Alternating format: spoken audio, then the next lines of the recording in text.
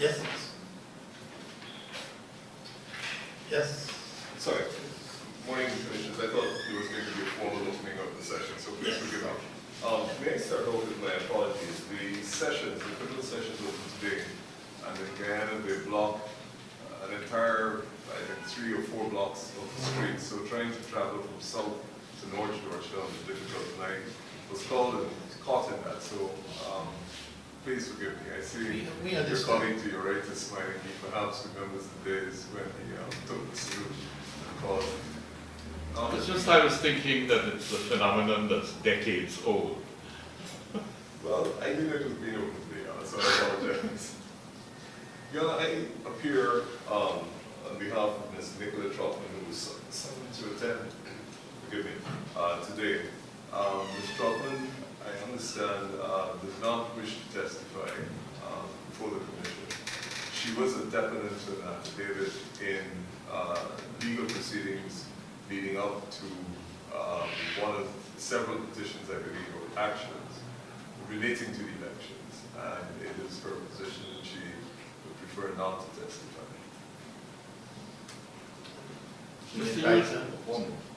Mr. Hughes, having indicated to us this, the affidavit and the proceedings that you mentioned, would she have any specific objection to just tender that affidavit before us without testimony?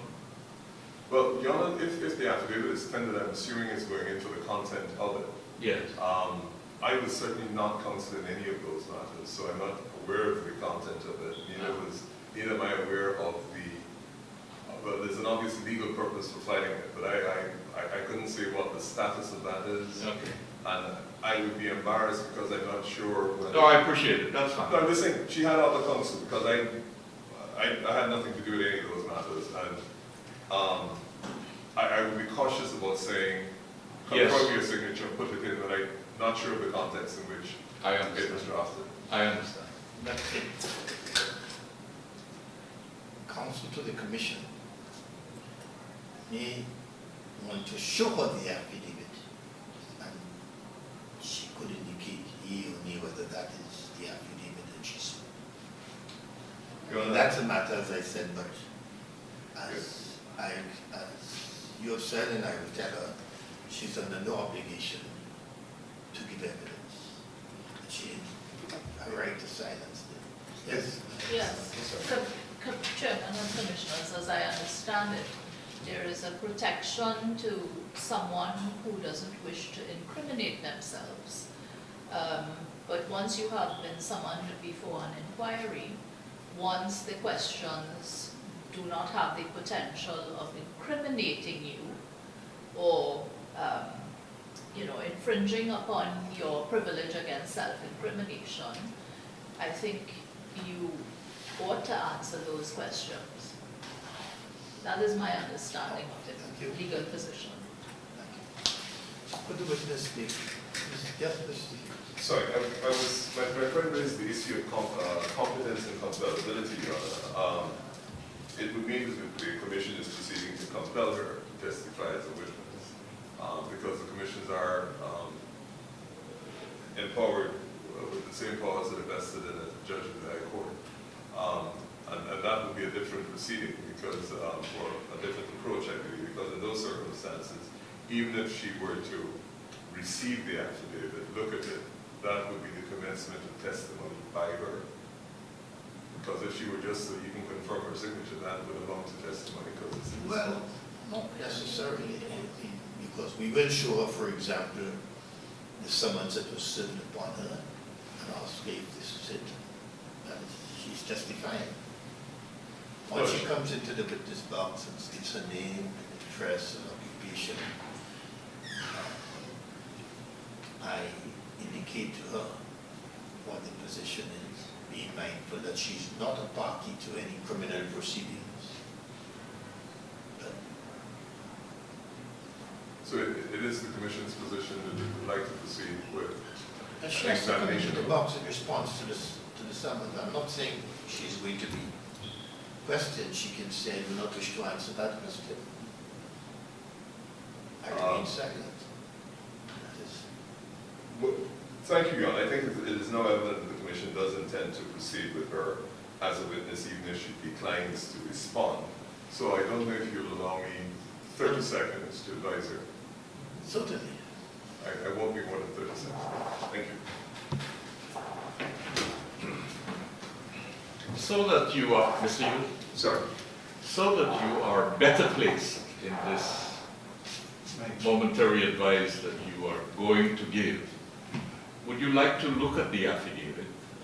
And that may better place you to give advice, because if it does not incriminate in any way, then the Commission really expects your assistance as counsel. So the offer is made to you if you'd like to look at the affidavit.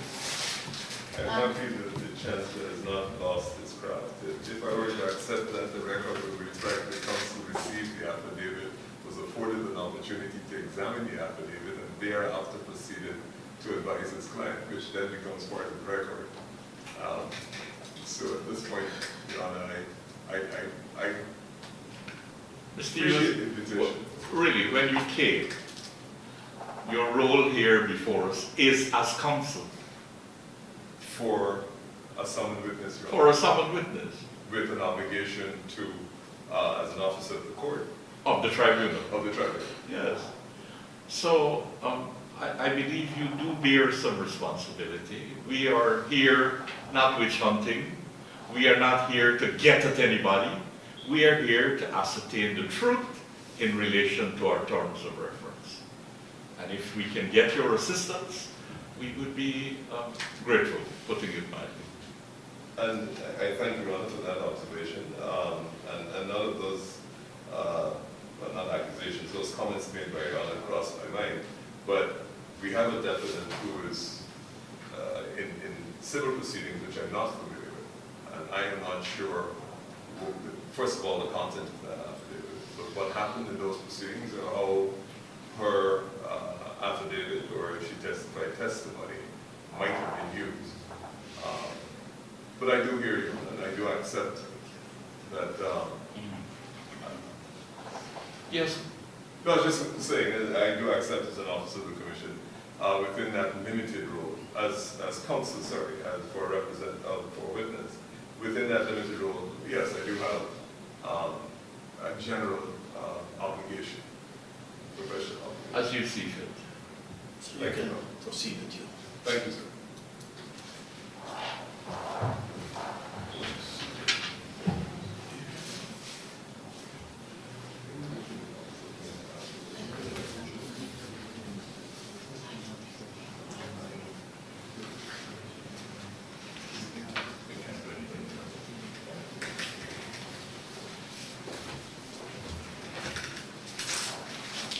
Thank you.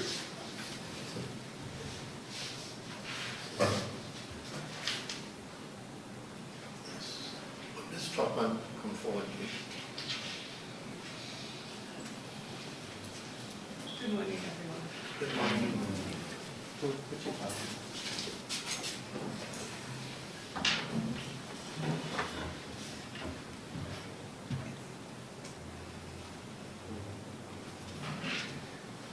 Swear it in your right hand.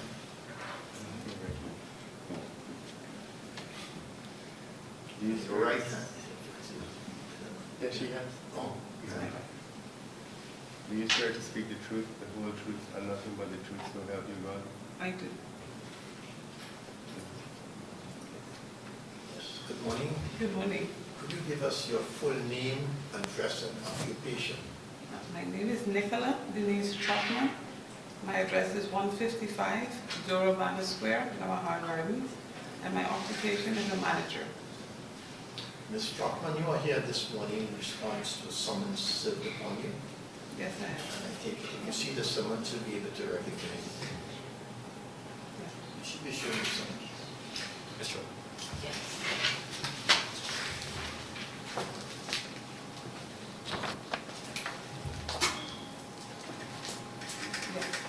Yes. As a person who has been summoned by the Commission, we are duty bound to let you know that you have a right against self-incrimination. That is to say, any question that may be posed to you that you feel incriminate you in any way, you are not bound to respond. You have the right to silence, a right given to you under the Constitution of the Republic of Ghana. Yeah. Okay? Counsel for the Commission may ask you questions, and again, it's the same thing would apply. If you feel that you're going to be incriminated, you can say, I do not wish to answer that. I reserve my right against self-incrimination.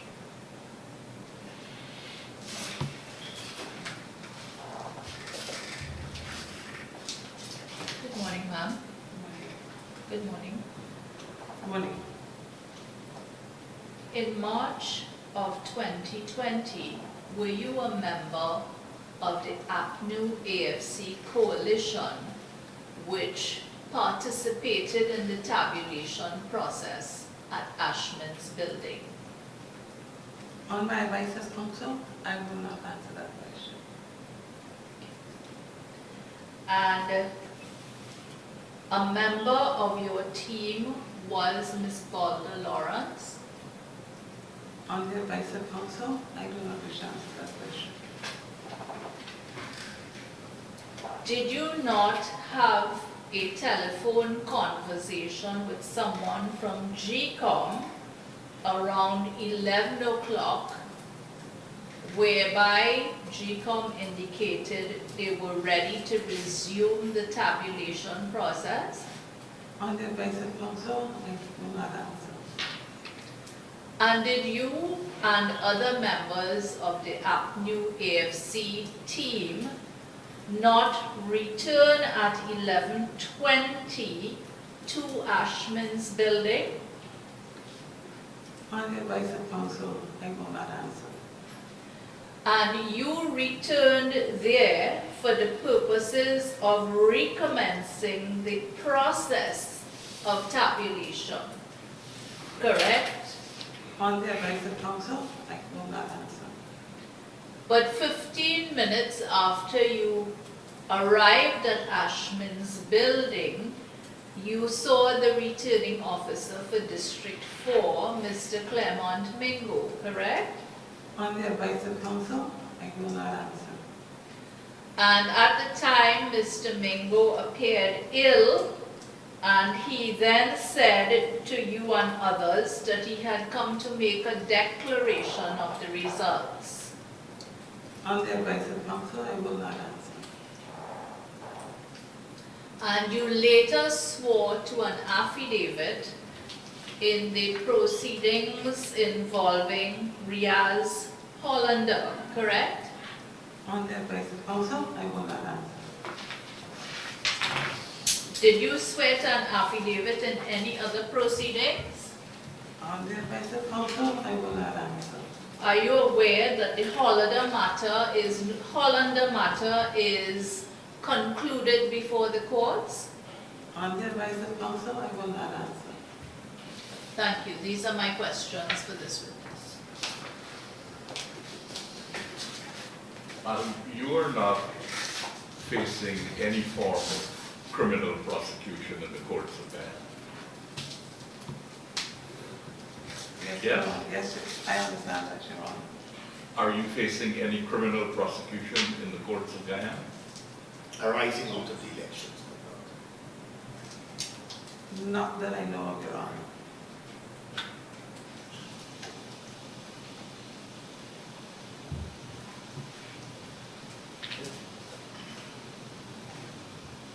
I have no questions. Thank you very much, Mr. Chairman. You are relieved from attendance. Thank you very much. Thank you, Mr. Hughes. Thank you. May I take my leave? Yes. Thank you.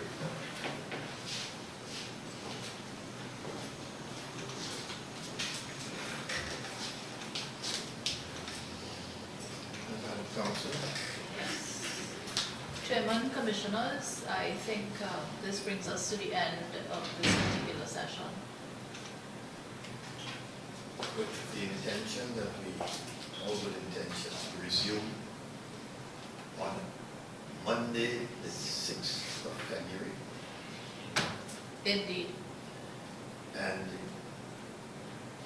we make every effort to complete the hearings by the 10th of February. Counsel to the Commission, all of us will certainly do that. As I understand it, that week we should have the Honorable Attorney General and maybe some other government, minister of government. Yes, it is likely. And if counsel for Ms. Mines wishes to cross-examine, and that too should take place that week. I mean, that should be made clear to you that must be done that week and no later than the 10th of February. Well, I'm sure that the Secretary will communicate Yes. the Commission's intentions to Council. Once again, we want to express our thanks to you for your assistance in this session and the entire staff. Much obliged.